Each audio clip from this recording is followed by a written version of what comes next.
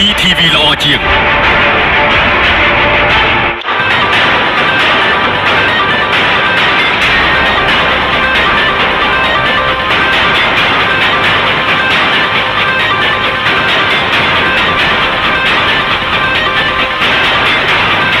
សូមជម្រាបជូនដល់អតិថិជន DTV ទាំងអស់ឲ្យបានជ្រាបថាសូមធ្វើការអាប់ដេត OTA ដើម្បីទទួលបានប៉ុស្តិ៍បន្ថែមឬប៉ុស្តិ៍ដែលមើលមិនឃើញច្រើនសូមអនុវត្តដូចតទៅនេះរបៀបអាប់ដេត OTA ថៃខំ8ស៊េរី3602E ពណ៌សចុចមីនុយរំកើចូលរូបកូនសោជ្រើសយកអាប់ក្រេតតាម OTA យកអាប់ក្រេត OTA តាមផ្កាយរណបចុច OK ជ្រើសរើសយកផ្កាយរណបថៃខំ8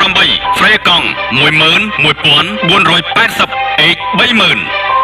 យកចាប់ផ្ដើមចុច OK យកយល់ព្រមចុច